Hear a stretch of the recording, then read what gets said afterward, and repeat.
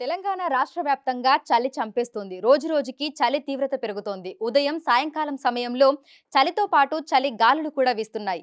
అయితే ఏ జిల్లాల్లో ఎంత మేరకు కనిష్ట ఉష్ణోగ్రతలు నమోదవుతున్నాయి? రానున్న రోజుల్లో చలి ప్రభావం ఏ విధంగా ఉండబోతోంది? ఏంటి అనేది కూడా అడిగి తెలుసుకుందాము. మనతో పాటు వాతావరణ శాఖ అధికారి శ్రీనివాస్ గారు ఉన్నారు. మిగతా విషయాలను ఆయన మాటల్లోనే అడిగి తెలుసుకుందాము. నమస్తే సార్. సార్, గత కొన్ని రోజులుగా చలి తీవ్రత అనేది పెరుగుతూ వస్తోంది. ప్రస్తుతం ఏ జిల్లాలలో ఎంత మేరకు కనిష్ట ఉష్ణోగ్రతలు నమోదవుతున్నాయి? మనకి ముఖ్యంగా ఇప్పుడు ఉత్తర తెలంగాణలోని జిల్లాలు, అలాగే మధ్య తెలంగాణ జిల్లాల్లో కొంచెం లోయెస్ట్ టెంపరేచర్స్ ఉన్నాయి. ఉత్తర తెలంగాణలో జనరల్‌గా ఎప్పుడూ కూడా సీజన్‌లో మనకి ఆదిలాబాద్, కొమరం భీం ప్రాంతంలో లోయెస్ట్ టెంపరేచర్స్ ఉంటాయి. అదే రకంగా ఈరోజు లోయెస్ట్ టెంపరేచర్ కూడా మనకి 11.7 డిగ్రీస్ ఆదిలాబాద్ జిల్లాలోనే రికార్డ్ అయింది. అలాగే సెంట్రల్ తెలంగాణలో మనకి ఈ హనుమకొండ ఆ ప్రాంతంలో కూడా మనకి ఒక 15 డిగ్రీలు అట్లా 15 డిగ్రీస్ రికార్డ్ అయిందనమాట. సో సాధారణంగా ఉండాల్సిన కనిష్ట ఉష్ణోగ్రతల కంటే ఇప్పుడు ఎంత వరకు మనకు మైనస్‌లోకి వచ్చాయి? ఇప్పుడు మనకి 3-4 డిగ్రీలు మాక్సిమం మనకి నార్మల్ టెంపరేచర్ అంటే ఒక 30 years more than 30 years average టెంపరేచర్‌తో మనం కంపేర్ చేస్తాం. కంపేర్ చేస్తే 3-4 డిగ్రీలు వివిధ ప్రాంతాల్లో మనకి తక్కువగా ఉన్నాయి. సో సాధారణంగా ఎంత మేరకు మైనస్ అవుతాయి కనిష్ట ఉష్ణోగ్రతలు? మనం కోల్డ్ వేవ్ కింద కన్సిడర్ చేస్తాము. మనకి కోల్డ్ వేవ్ అంటే మొదట కండిషను మనకి మైదాన ప్రాంతాలు అంటే ఈ జియోగ్రాఫికల్ రీజియన్‌ని బట్టి మనది తెలంగాణ అంతా మైదాన ప్రాంతం కింద వస్తుంది. ఈ మైదాన ప్రాంతంలో అంటే 10 డిగ్రీల కంట బిలో వెళ్ళిపోవాలి. ప్లస్ ఆ ప్రాంతం యొక్క నార్మల్ టెంపరేచర్ కంట 4.5 డిగ్రీస్ బిలో వెళ్తే కోల్డ్ వేవ్ అని అంటాం. అదే 7 డిగ్రీస్ కంట బిలో వెళ్ళిపోతే అప్పుడు సివియర్ కోల్డ్ వేవ్ అని అంటాం. ప్రస్తుతం అటువంటి పరిస్థితి మనకి రాష్ట్రంలో ఏ ప్రాంతంలోనూ కూడా అంత అవకాశం లేదు. సో ప్రస్తుతం తెలంగాణ రాష్ట్ర వ్యాప్తంగా చూసుకుంటే ఏ జిల్లాలలో మనకు ఉదయం పూట పొగమంచు అనేది ఎక్కువగా కనిపిస్తోంది అంటారు?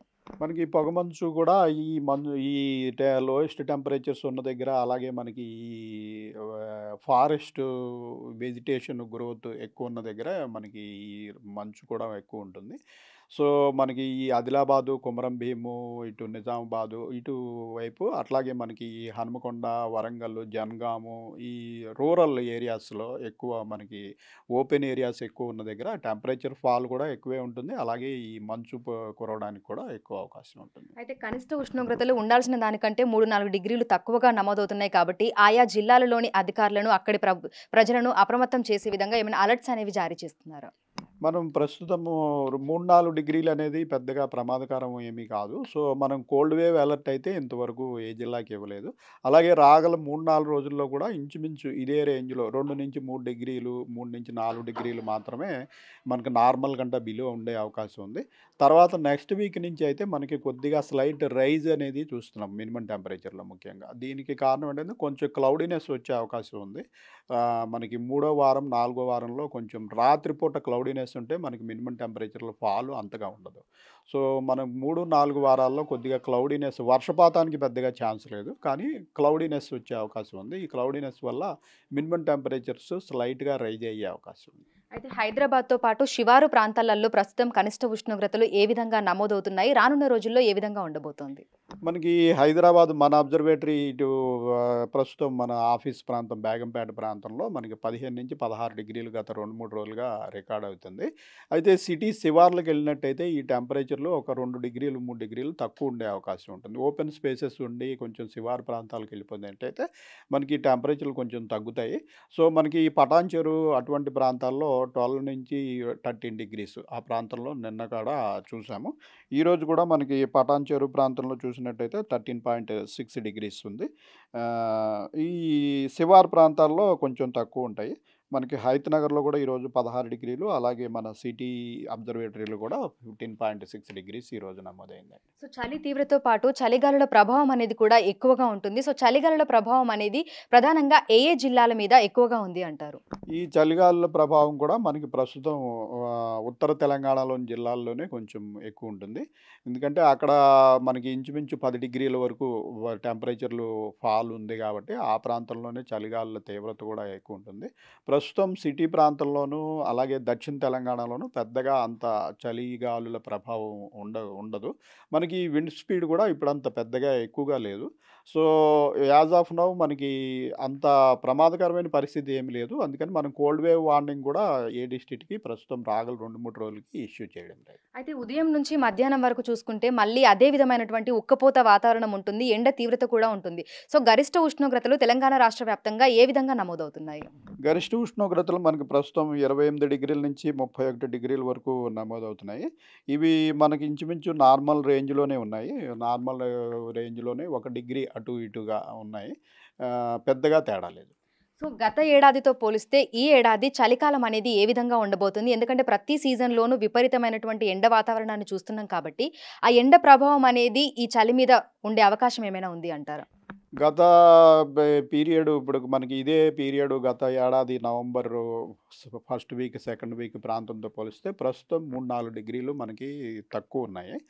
ఎందుకంటే గత ఏడాది ఇదే సమయంలో మనకు కొంచెం క్లౌడింగ్ ఉండింది.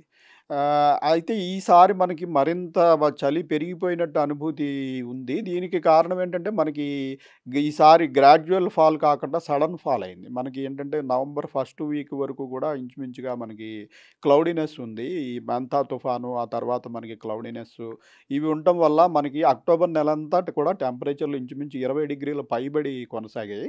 అయితే ఈ క్లౌడీనెస్ పోయిన వెంటనే ఒక 3, 4 రోజులలో సడెన్‌గా ఇంచుమించు 21 డిగ్రీల నుంచి మన సిటీ ప్రాంతంలో చూసుకున్నట్టయితే 15 డిగ్రీలకి పడిపోవడం వల్ల ఒక 5, 6 డిగ్రీలు 2, 3 రోజుల్లో పడిపోయినట్టయితే మనకి చాలా చలి ఉన్నట్టు అనిపిస్తుంది. అదే గ్రాడ్యుయల్ ఫాల్ మామూలుగా అక్టోబర్ సెకండ్ వీక్ నుంచి గ్రాడ్యుయల్‌గా 0.5 డిగ్రీ, 1 డిగ్రీ చొప్పున అట్లా తగ్గుతూ వచ్చినట్టయితే మనకింత ఫీల్ ఉండదు. అయితే ఈసారి కొంచెం సడెన్ ఫాల్ అయింది.